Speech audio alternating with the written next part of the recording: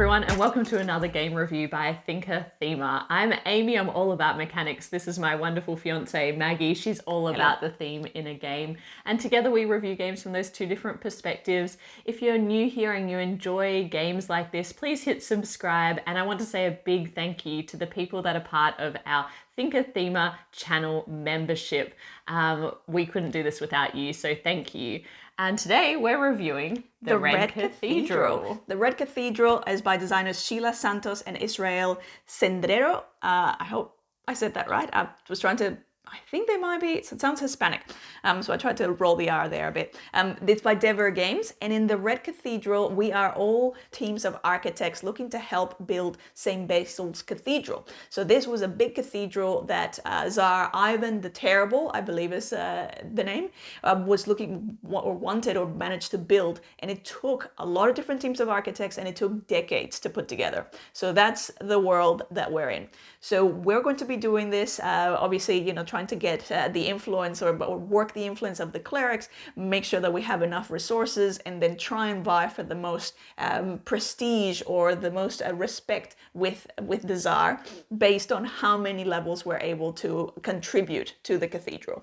Oh, look at this little box though, before you put that away. It's so tiny. It's such a tiny little box and there's so much game that comes out of it. This is probably one of the most impressive packagings of what I would consider to be like, it's not a huge table hog, but it's like, it's quite a... It's got presents. It's got presents. It's got presents for such a small, tiny box. In fact, we were like, wow, we always refer to our Why Own It series as being big box games. And this is not a big box game, it's a tiny game, but it packs a big box punch. Yeah. So let's talk about how it works mechanically. So in this game, in the center of the table, you will have a rondel, and we all know how I feel about rondels. I love them. But this one is quite interesting because the die relate to the actions that you can take around the board or the goodies that you're going to get. Because in this game, you are collecting resources, so there's resource management in this game, in order to enable you to build or contribute to the cathedral, which are these cards over here. And on your turn, very simply, you can take one of two actions. First of all is you can collect some stuff. So you go to the rondel and you can choose one of these die, and once you select it, you simply move it according to the number of pips shown on the die. So this one, for example, would go 1, 2, 3, 4, 5 and end up here and take 2 stone. And so you're constantly trying to decide which die is going to give me the best resource that I can use to help contribute to the cathedral. The other thing is that the color of the die can unlock an additional bonus based on things that you've unlocked on your board. And I won't overcomplicate things here, I will just say that much. The other thing is that wherever your die lands, you get to use one of the bonuses that are in the corner of this section of the board. And some of those allow you to exchange resources for other resources to get some free what do we call this? That's recognition. I think recognition points. And the other thing that you can do in your turn, so one thing is collect some stuff, do some stuff. The other thing is you can put a marker on part of the cathedral. And so what you'll be doing is deciding where you want to build, and you have to build from the bottom up on each of these different pillars of the cathedral. Noting that this gets set up according to the number of players in the game. So here we're doing a 2-player game, so this is what the cathedral looks like. And if you want to, you can take one of your little player flags and place it on here. We have to start from the bottom, so one of the door spaces, and take the token that has been randomly assigned that then gets to be put on your board and unlocks one of those color bonuses that I mentioned. Now you can see that each part of the cathedral has resources that are required to build that component of the cathedral. So here I will need 1 piece of wood, 2 bricks, and 1 of the purple gems. Once I have that, I will begin delivering that to that section of the cathedral. And once I've achieved that, it gets turned over, if I can turn it over, it gets turned over, and you can see that the cathedral starts to come together to look more like this original image here.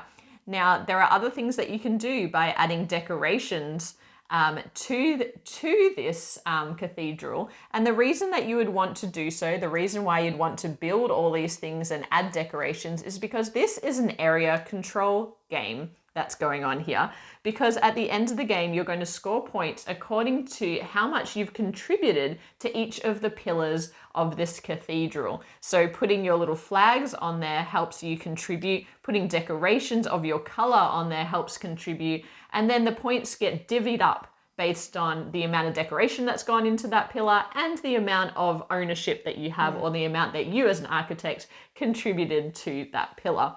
The other thing that's interesting about this little rondel is I mentioned that you are moving around the board according to the number of pips. But what else is interesting is that when 2 die end up in the same space, so I could do that with this white one, go 1, 2, 3, 4, now I get 2 pieces of gold. So there's a multiplier effect depending on the number of die that are in that space. The other interesting thing to remember is that whenever you stop and place your die there, like I did here or here, you have to roll all of the die in that area and set them back up for the next player. So that introduces a changing game state where now the next person, maybe they'd planned to use one of those die that you just rolled, and now they've got to reconsider their options. So it is a way of kind of keeping that game state very, very fresh and, all of the time.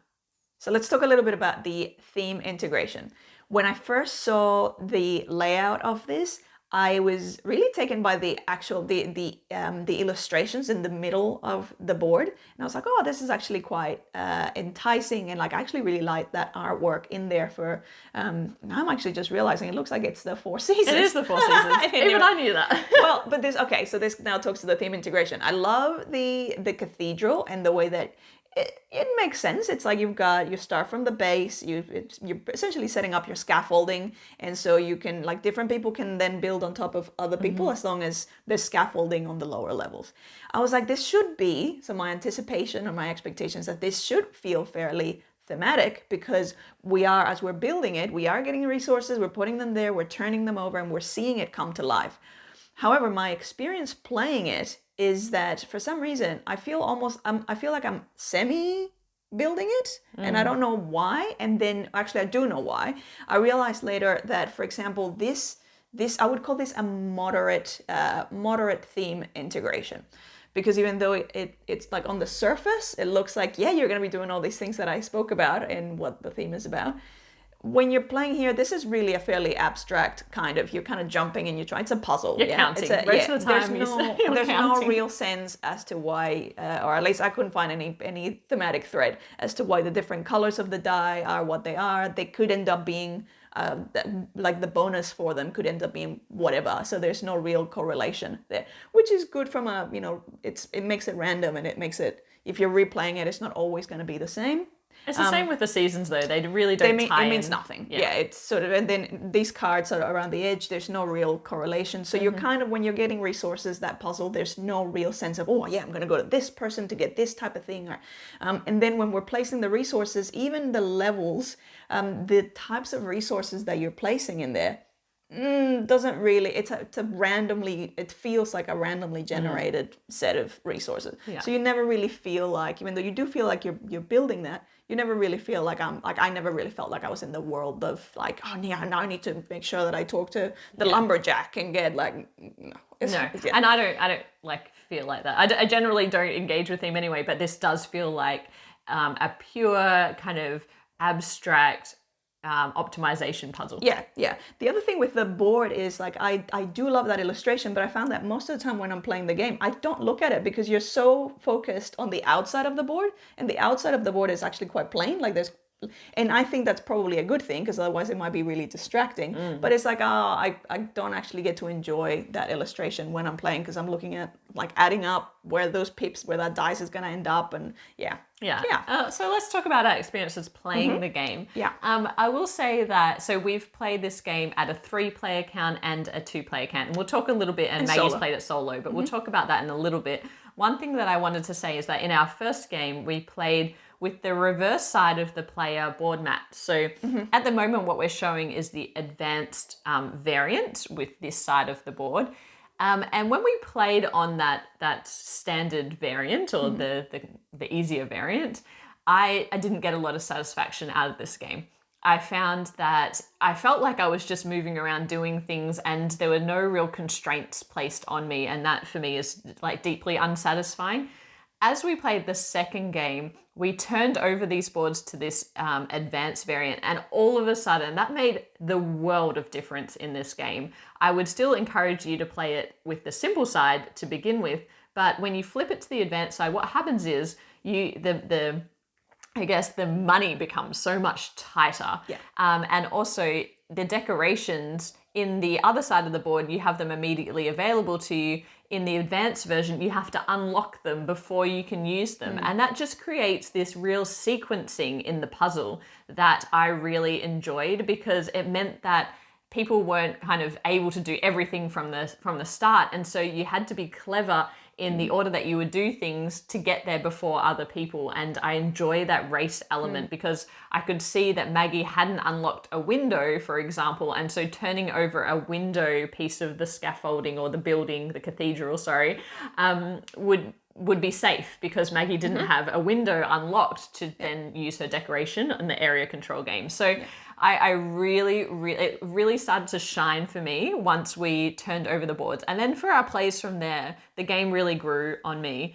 I think that for me, one thing I will say is that at a higher player count, the game state does change because of the rolling of the die. And so AP is a bit of a risk in this game because you're constantly evaluating all 5 die and counting out where they're going to land. If the 2 people before you are rolling groups of dice, that changes. And so on your turn, you need to reevaluate what you're going to do. But then I realized that this game is highly tactical. There's some strategy, but it's best to have at least 2 or 3 things in your mind that you want to get done, because then you can build up towards those and take the action that's available to you on your turn. Yeah. I found that timing was really important with this game. And even one of the games that we played, it's that thing of like realizing, they're not going to be able to play this or that. There was one game where I could have finished the game, but I realized that if at that point we're playing 2-player, and so as you know, we're fairly competitive when it's a head-to-head, I realized that if I finished it then and there, the state of the game wasn't going to change, and Amy was quite a fair ways away from me. I was. And so Thought I had it in the bag. Yeah, and so by the luck of my pants, I always get idioms wrong. I don't know what you're trying to say. I don't know what I'm trying to say either. But by sheer luck, I guess there was a bit of thinking about it. I was like, no, I'm gonna hold back because I can see a couple of other things that I can do. Flying from the seat of your pants. That's it. But that's not the right saying. That's the other thing that I do. I will be like, it's a false economy, and I'd be like, no, that's not at all what that means. Yeah. So yeah. Anyways, so I kind of held back the finishing the game or ending the game for 1 or 2 rounds, just so that I could accomplish a couple of things, just making sure that she wasn't going to be able to get, and that gave me the win, weirdly, by like a little bit. Yeah, because so timing. You can finish the game, but that doesn't mean you're going to win. No, timing is really good timing and good planning, very highly rewarded. I thought, like, I find the puzzle engaging. Like, I get the satisfaction of a big box or big box game. Yeah. When I play this.